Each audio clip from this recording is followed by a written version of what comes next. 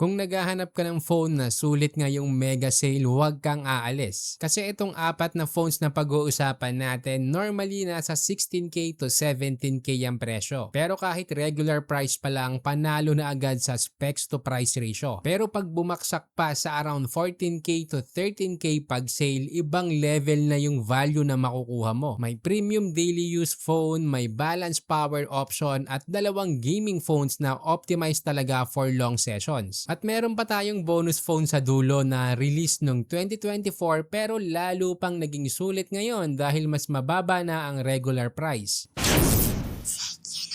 Unahin natin ang CMF Phone 2 Pro. Kung isa ka sa mga viewers na ayaw ng bloatware, ayaw ng ads, at mas gusto ng OS experience na mas malinis at stable, ito yung phone na worth it i-check. Kasi kahit nasa 16,200 ang regular price, solid na agad ang value. Pero pag bumaksak pa around 13,900 pag sale, mas nagiging attractive pa lalo na para sa mga users na priority ang smooth daily use at long-term software support. Yung display niya ay 6.77-inch Full HD Plus AMOLED na may 387 ppi at 120 Hz. Smooth ang UI movement, natural ang colors at mataas ang peak brightness na nasa 3000 nits kaya readable pa rin kahit nasa labas ka. Supported pa ng HDR10 Plus para sa mas vibrant na videos at movies. Sa chipset naman, gamit nito ang MediaTek Dimensity 7300. Hindi ito yung pang all-out power ha, pero ang strength niya ay consistency. Kapag pinartner mo sa 8GB RAM at 128GB storage, sobrang komportable niyang gamitin sa social media, multitasking, productivity at medium gaming. Wala ring halos bloatware dahil clean ang OS kaya steady ang performance long term. May expansion pa hanggang 2TB via microSD. Malaking advantage to para sa mga users na mahilig mag-save ng files, videos at photos. Pagdating sa camera setup, dito mo ramdam yung premium vibe. May 50MP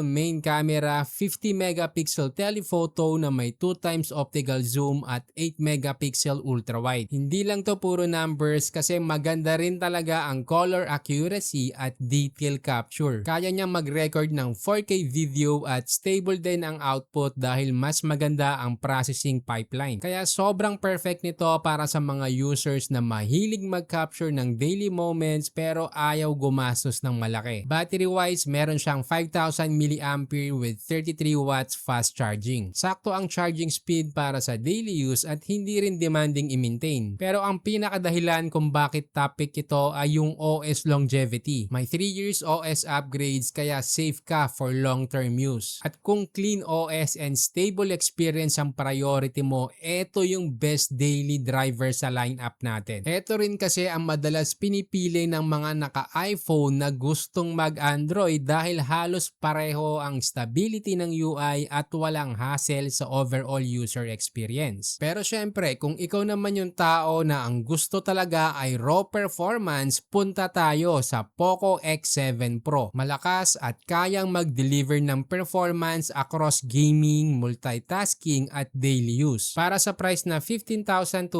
regular at bumabagsak sa around 13,400 pag sale, ang laki ng nakukuha mong value lalo na sa display at chipset. May 6.67-inch 1.5K AMOLED panel na may 120Hz refresh rate at 446 ppi. Sharp, vibrant at may 3,200 nits brightness kaya goods for outdoor use. Idagdag pa natin dyan yung Gorilla Glass 7i para mas protected. Sa performance, gamit niya ang Dimensity 8400 Ultra na may Antutu na around 1.5M kaya ramdam mo agad ang power. Parisan mo pa ng 8GB RAM at 256GB UFS 4.0 storage. Mabilis lahat from loading apps hanggang multitasking. Sa camera, meron siyang 50MP main with OIS. Sa mga hindi nakakaalam, ang OIS ang nagko-correct ng small movement habang nagvi-video ka. Kaya mas smooth ang footage kahit hindi perfect ang paghawak mo. May 8MP ultra-wide at 4K recording. Sa selfie, may 20MP camera na clear at sharp. Battery niya 6,000 mAh with 90W watts fast charging kaya long lasting at mabilis ma-full charge. May dual speakers with Dolby Vision, IP68 dust and water resistance at under-display fingerprint scanner. Kung gusto mo ng phone na all-around powerful at sulit kahit regular price pa lang, X7 Pro ang pinaka-safe pick. Pero kung pure gaming ang focus mo, mas bagay sa'yo yung next phone. Ito na yung Infinix GT30 Pro. Para sa mga viewers na mahilig maglaro ng ML, CODM, HOK at PUBG, lahat ng yan halos optimized dito dahil sa combo ng chipset power at efficient cooling. Kahit nasa 16,400 ang regular price, sulit na agad for gaming focus users. Pero pag bumaba pa around 14,200 pag sale, mas lalong nagiging solid ang choice para sa long gaming sessions. May 6.78-inch 1.5K AMOLED with 144Hz refresh rate para sa smooth gameplay. Ang brightness na 4,500 nits ay napakataas para sa ganitong presyo. Gorilla Glass 7 eye protection din kaya more durable. Sa performance, gamit niya ang Dimensity 8350 Ultimate na may score na around 1.4M. Meron din siyang 12GB RAM at 512GB UFS 4.0 storage para sa mabilis na loading times at seamless gameplay. Camera setup includes 108MP main, 8MP ultra-wide at 4K 60fps recording. Front cam naman ay 13MP, not the main focus pero solid for casual photos. May 5,500mAh with 45W fast charging at ang highlight dito ay yung 33W wireless charging plus bypass charging. May LED light, shoulder triggers, JBL speakers at IP64 rating. Kaya kung gaming ang priority mo, GT30 Pro ang isa sa pinakasulit ngayong sale. Pero kung gusto mo ng gaming phone na mas malakas sa battery at may extra advantage sa long-term endurance, next tayo sa Tecno Pova 7 Ultra. Para itong extended version ng Infinix GT30 Pro pero mas focus sa battery life at sustained performance. May 16,900 regular price pero bumababa sa around 13,800 pag sale. Kaya napakasulit lalo na sa heavy gamers. May 6.67-inch 1.5K AMOLED with 144Hz at 4500 nits brightness. Gamit din niya ang Dimensity 8350 Ultimate with 1.4 million score, 12GB RAM at 256GB UFS 4.0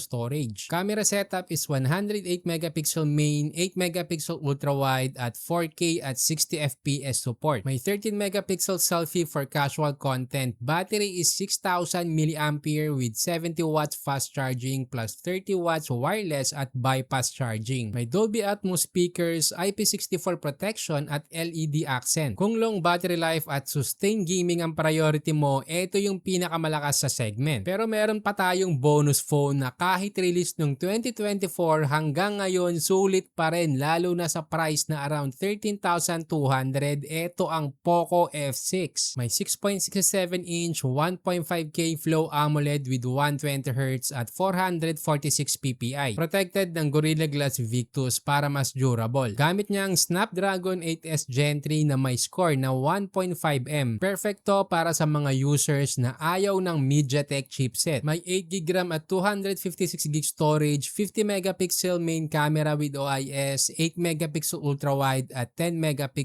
selfie. Support din ang 4K at 60fps recording. Battery is 5,000mAh with 90W fast charging kaya mabilis ma-full charge at pang-heavy use talaga. After checking everything from display to performance, mas malinaw na ngayon kung saan sila nag-e-excel. Pero para hindi ka malito sa pagpili, ito yung summary ng strengths ng bawat phone. Kung OS experience at stability ang priority mo, CMF Phone 2 Pro ang pinakabagay sa'yo. Kung gusto mo naman ng perfect balance of camera, power at battery, Poco X7 Pro ang pinaka-safe pick. Kung gaming ang habol mo na may optimization at features like gaming triggers, GT30 Pro ang sulit. Kung longer battery life naman ang priority mo, Pova 7 Ultra ang pinakamalakas sa segment. At kung gusto mo ng proven performance na bumaba na ang presyo at ayaw mo ng MediaTek, Poco F6 ang solid bonus pick. Kaya kung gusto mo pa ng mga buyer guides na tulad nito, comment mo lang. Nilagay ko na din sa description ang updated links kung saan mo mabibili ang mga phones para hindi ka na mahirapang maghanap sa legit listing. I-like mo na rin ang video, i-share mo sa mga friends na naghahanap ng bagong phone at huwag kalimutang mag-subscribe para lagi kang updated sa mga smart buyer guides natin.